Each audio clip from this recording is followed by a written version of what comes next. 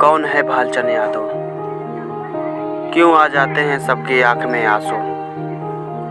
पूरा जिला क्यों तरसता है एक मसीहा के बिना, जो चला गया सबको छोड़ के। उमड़ पड़ता है जन सैलाब उनके नाम पर, लगते हैं नारे उनके नाम पर। आइए देखते हैं उनके बारे में कौन था भालचंद यादव।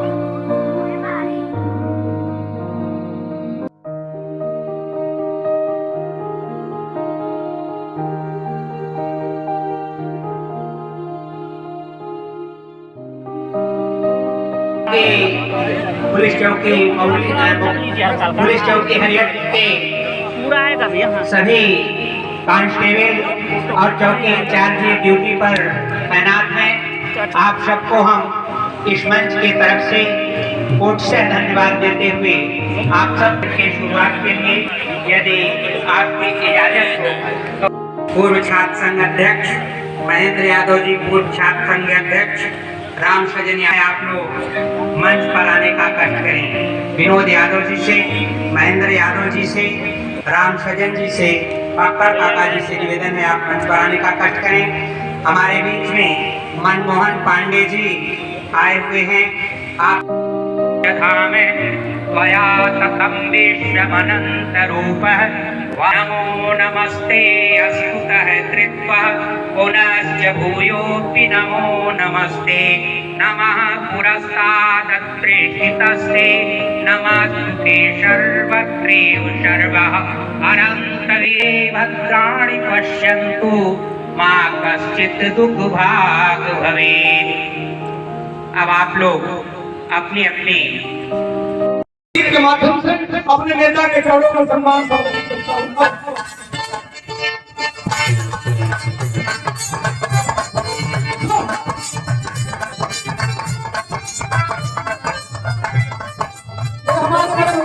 हमारे अजीज मित्र पूर्व जिला पंचायत सदस्य जी, इस परिवार के रिश्तेदार है सरैया आनंद बाबू जी, श्री लालमन यादव जी हमारे बीच में, और जिला की सबसे बड़ी पंचायत में करने वाले हमारे बड़े भाई श्री पंडित लाल यादव जी हमारे बीच में अपने नेता को याद करने के लिए, लेकिन समझ लिया एक प्रमोट कर रहा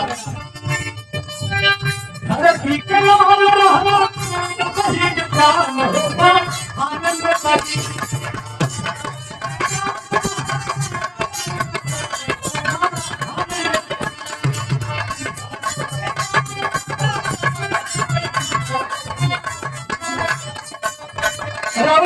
और हमारे पूर्व जिला उपाध्यक्ष समाजवादी पार्टी बड़े भाई रामनाथ यादव जी, नाथ नगर के लोग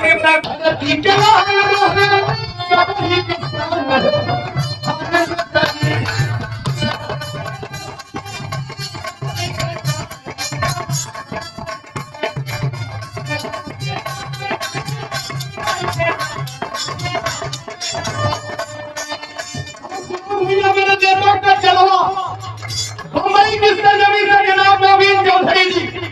अपने नेता को सम्मान देने के लिए रामकृपाल भैया उपस्थित हैं।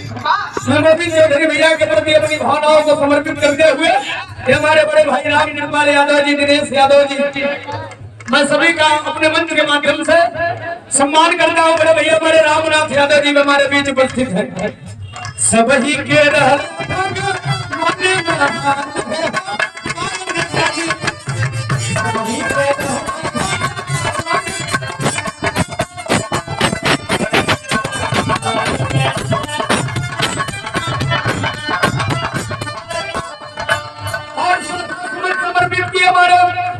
कोली ब्लॉक के लोग नहीं बड़ा प्रमुख बड़े भाई श्री रामलाल यादव जी, लेकिन अगली लाइन में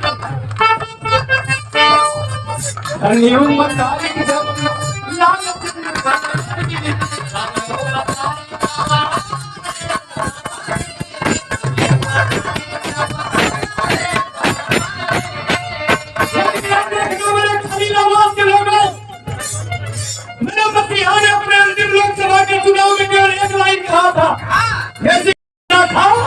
उस नेता का नाम स्वर्गीय भालचंद यादव था।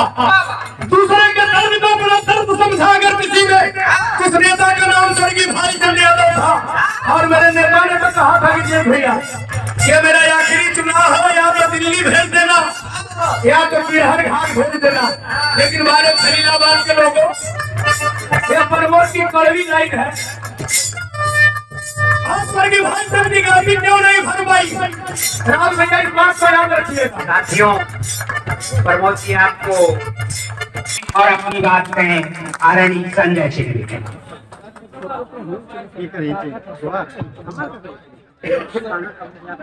मंच पर आसीन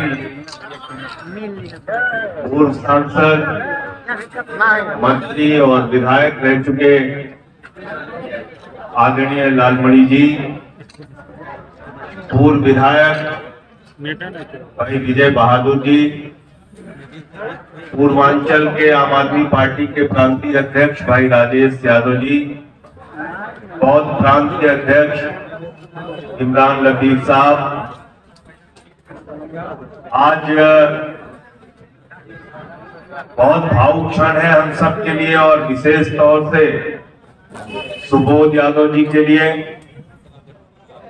मैं सिर्फ इतना कहना चाहता हूं सुबोध को कि ये जो लोग यहाँ पर आए हैं दलों की सीमाएं तोड़कर दिलों से रिश्ता रखते हुए आपसे मिलने के लिए और आपके पिताजी को श्रद्धांजलि देने के लिए आए हैं, मैं आप सबका हृदय की गहराइयों से अभिनंदन और नमन करता हूं। और मुझे खुशी हुई आज कि यहाँ पर भारतीय जनता पार्टी के पूर्व प्रदेश अध्यक्ष आदरणीय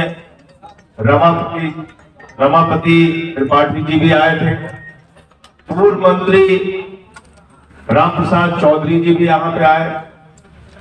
सपा हो, बसपा हो, कांग्रेस हो, आम आदमी पार्टी हो, अलग अलग संस्थाओं के लोग हो, सारे के सारे लोग आज स्वर्गीय भालचंद्र यादव जी को श्रद्धांजलि देने के लिए इसलिए आए हैं कि जो उन्होंने अपने जीवन में किया वो रहती दुनिया तक याद किया जाएगा। जब तक खलीलाबाद का अस्तित्व रहेगा तब तक भालचंद्र यादव जी को याद किया जाएगा।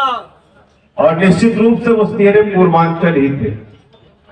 मुझे एक बार पार्लियामेंट के सेंट्रल हॉल में मिले थे, वहां के कर्मचारी ने कहा, किसी नेता ने नहीं, कि वो जो बैठे हैं आप उनको पहचान रहे हैं? मैंने कहा मैंने शायद कहीं देखा है इनको। बोले भालचंद्र यादव जी हैं, पूर्व सांसद हैं। तो मैं गया उनके पास, मैंने उनसे नमस्ते किया, मैंने कहा आपका नाम मैंने बहुत सुना था, पहली बार आपसे मुलाकात। तो उठ के खड़े हुए, उन्होंने गले लगाया। मेरी 2 मिनट की इतनी मुलाकात थी सेंट्रल हॉल में पार्लियामेंट के। लेकिन जब सुबोध यहां से चुनाव लड़ रहे थे, मैं यहां प्रचार करने के लिए आया था, 2 दिन प्रचार करने के लिए आया। और विजय बहादुर जी, मैं आपको बताना चाहता हूं, किसी से मिलता था, कोई कहता था भैया हमारा भाई बीमार था, जेब में जितना पैसा था उठा के दे दिया। कोई कहता था मां बीमार थी, जितना पैसा उनके पास था उठा के दे दिया। कोई कहता था एक बार पैसा नहीं था तो अपना जनरेटर गिरवी रख के बेच के पैसा दे दिया। और अंतिम घटना एक व्यक्ति ने बताई कि जब वो बीमार थे और अंतिम दौर में थे तो उन्होंने कहा हमारा कुर्ता लाओ, और कुर्ते में 50,000 रुपए था। वहां पे जो नर्सें काम कर रही थी, स्टाफ काम कर रहा था।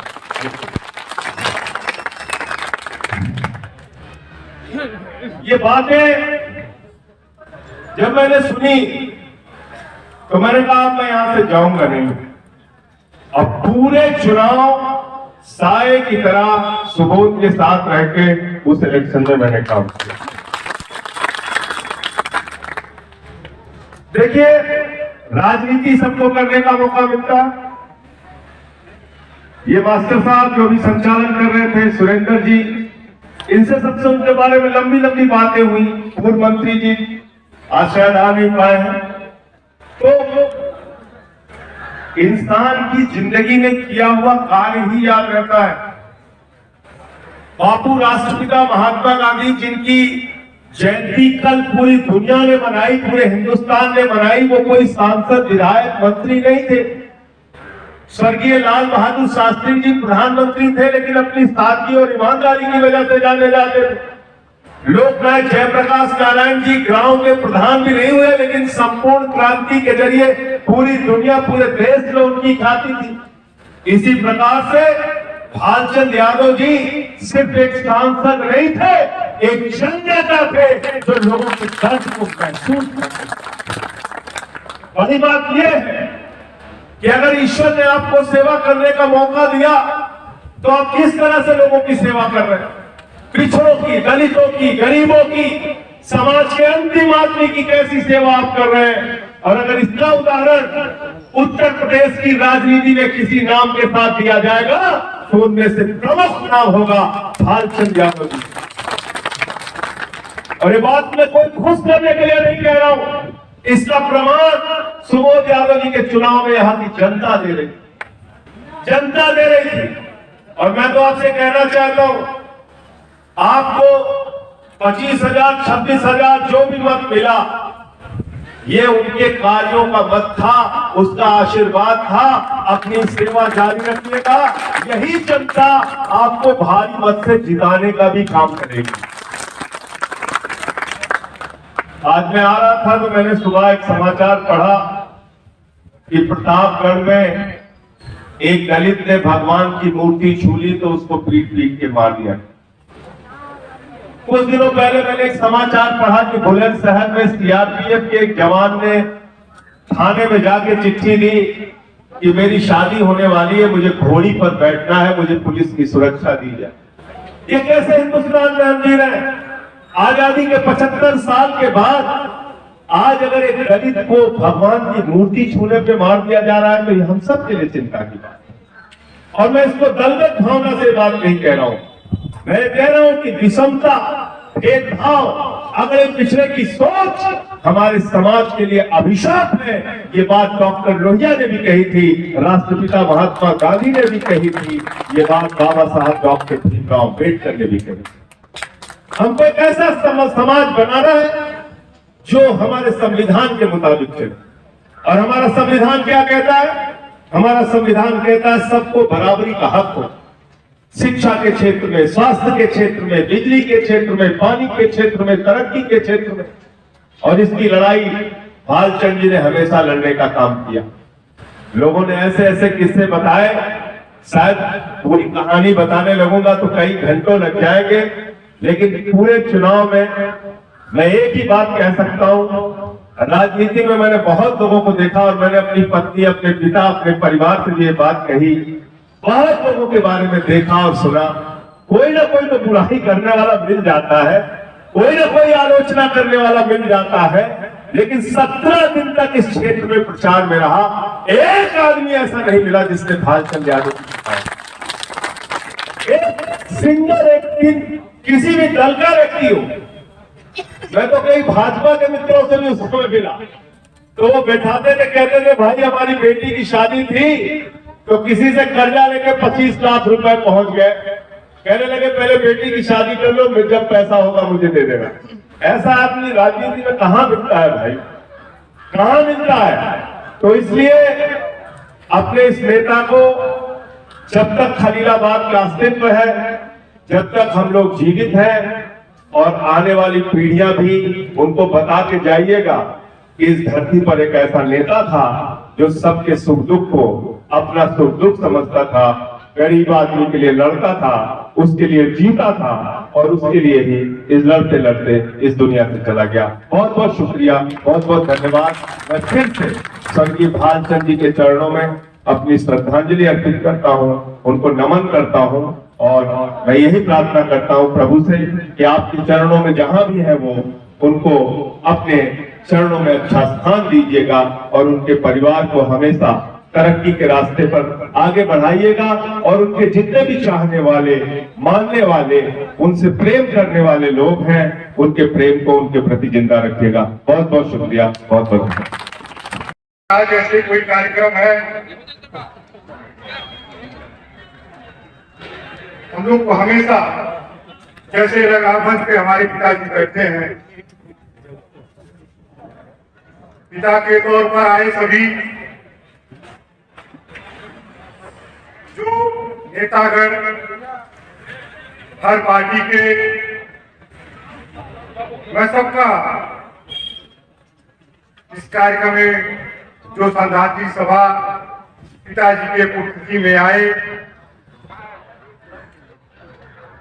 मैं आभार प्रकट करता हूं। और जो लोग तमाम हमारे गार्जियन बैठे हैं, नौजवान दोस्तों, चाचा बुजुर्ग, सबको मैं प्रणाम करता हूं। आज हम लोग तीसरी पुण्यतिथि मना रहे हैं उनका। आज हम लोग को इनका संकल्प लेके जाना है कि जो 3 साल उनका बीत गया, दिन बीता लेकिन उनकी यादें नहीं बीती। उनको हर यादों में लेकर के चलने के लिए, के कार्यकर्ताओं के लिए जो छोड़ के गए हैं सपना, जब तक पूरा नहीं होगा तब तक चैन के साथ मैं नहीं दूंगा। जो उनका सपना था इस जिले के खुशहाली के लिए, इस इलाके के हर नौजवानों के लिए, या रोजगार की बात रही हो या हर एक नौजवान खुशहाली हो, एक गरीब परिवार के लोगों के लिए जो उनका एक सपना था कि हमेशा चेहरा मुस्कुराता रहे संत कबीर नगर, जब तक पूरा नहीं हो जाएगा। हमारे नेता लोग बैठे हैं जो हमेशा गार्जियन के तौर पर सामने बैठे हैं, पीछे बैठे हैं, सबसे आप सबसे आशीर्वाद मांगता हूं, क्योंकि हमें ताकत देना, आशीर्वाद देना अपना बेटा, अपना भाई समझ करके, जिसको नेता आपने बनाया था, जो सपना रह गया है हम सबका, आप सबका, उसको पूरा करने के लिए सबका लक्ष्य एक है। इस जिले के खुशहाली के लिए कोई कसर हम नहीं छोड़ेंगे। आपके संघर्ष के साथ हमेशा संघर्ष में कोई कमी नहीं आएगी। जब भी जरूरत पड़ेगी आपका बेटा जहां याद करिएगा, हर मोड़ पर मिलेगा। इन्हीं सब बातों के साथ सभी लोग का मैं आभार प्रकट करता हूँ। इस कार्यक्रम में आए हुए अपनी बात समाप्त करता हूँ। गरीबों के, मजलूमों के, जिनकी भी जरूरत पड़ती थी और जो पहुंच जाता था, उसके लिए कभी उन्होंने जेब नहीं देखी। जेब खाली हो जाता था। 10 अरब रुपया दे दीजिए श्रीमान भालचंद्र यादव जी को, तो वो 2 दिन के अंदर जनता का धन जनता में चला जाता था। ये उनका लैंग्वेज रहता था कि जनता का धन है, जनता में जाएगा, जनता के पास जाए, मेरे पास कुछ नहीं रहना चाहिए। आज आप देखिए बहुत से नेता हैं जिनके घर छापा पड़ रहा है, जिनके घर जो है पुलिस रेड डाल रही है, लेकिन भालचंद्र यादव जी के भी परिवार के लोग हैं। आज क्यों याद कर रहे हैं लोग? इसी नाते याद कर रहे हैं कि भालचंद्र जी कभी उन्होंने ऐसा कुछ नहीं सोचा कि मैं करोड़पति बन जाऊं, लखपति बन जाऊं, अरबपति बन जाऊं। जो धन आया, जो 10 रुपया मिला, वो जनता, गरीब जनता के लिए गया। ऐसे नेता को मैं नमन करते हुए अपनी बात समाप्त करता हूं।